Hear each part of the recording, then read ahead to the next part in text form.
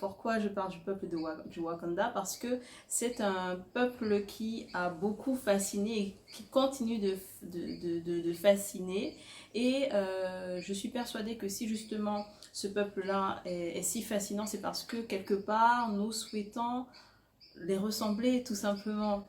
Alors comment ressembler justement à ce peuple? Avant de poursuivre, je vais décrire comment moi je les vois, comment j'interprète le film Black Panther et quelles sont les caractéristiques très essentielles pour moi de ce peuple.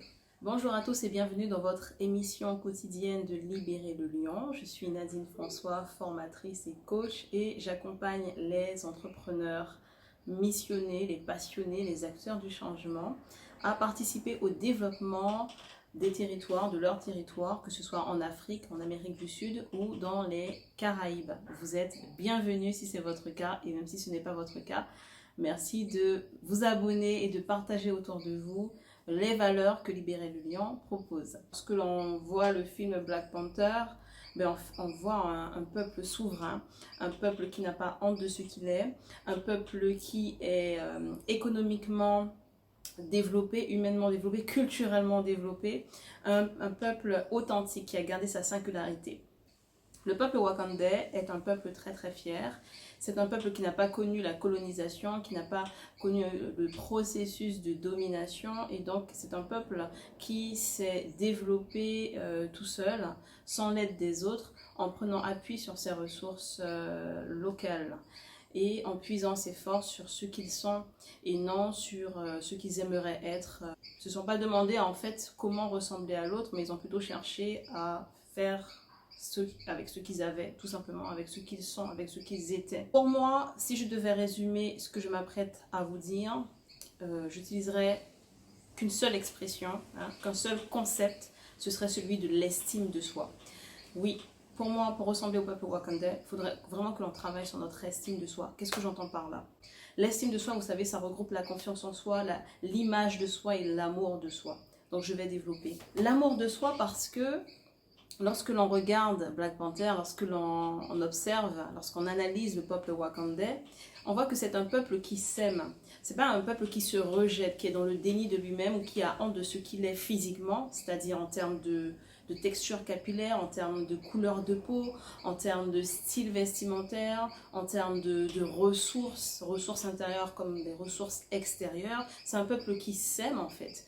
Et je trouve que justement, alors moi je suis de la Guyane d'origine haïtienne, hein, avec des parents haïtiens, et je trouve justement que de par les stigmates de l'esclavage, nous avons perdu en quelque sorte cet amour que l'on a de nous-mêmes et que nous voulons à tout prix ressembler à ce que l'on n'est pas physiquement, peut-être culturellement, extérieurement, etc.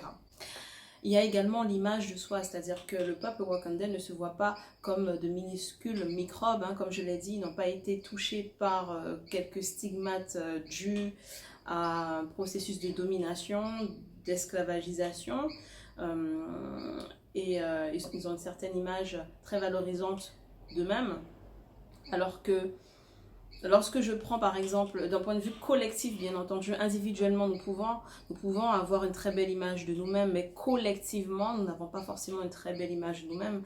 À chaque fois, on dit, ah, les noirs, si, nous les noirs, on est comme ça. On parle de nous de manière très, très dévalorisante. Et je trouve qu'on n'a pas une image très, très glorieuse de nous-mêmes. Donc, heureusement qu'il y a beaucoup de personnes qui travaillent sur l'histoire, qui rappellent que il y a encore des grandeurs noires, mais justement il nous faudrait travailler encore cette image que nous avons de nous-mêmes.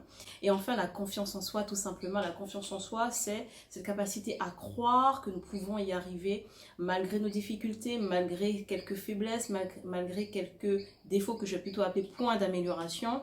La confiance en soi consiste à croire tout simplement qu'on va y arriver, qu'on peut surmonter les échecs, qu'on peut devenir plus grand.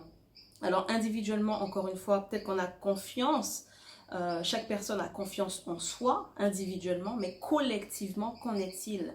Est-ce que collectivement, on pense sincèrement que les Noirs, hein, je parle du peuple noir, que les personnes de couleur peuvent concurrencer des pays d'Europe, que les Noirs peuvent, le peuple noir peut concurrencer, je sais pas, l'Amérique du Nord.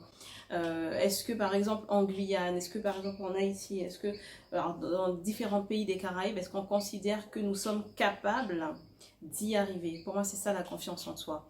Donc pour ressembler au peuple du Wakanda, je suis persuadée qu'il nous faudrait travailler sur globalement ce que j'appelle l'estime de soi et sur ces différents points. Et c'est ainsi que nous allons y arriver en termes d'entrepreneuriat, en termes d'accomplissement. Voilà, merci de partager cette vidéo autour de vous afin de contribuer, comme moi, comme vous, comme nous, au développement de nos territoires par l'entrepreneuriat, par les investissements, par la croissance personnelle. À bientôt, portez-vous bien et je vous dis très prochainement pour une autre émission. Ciao, ciao.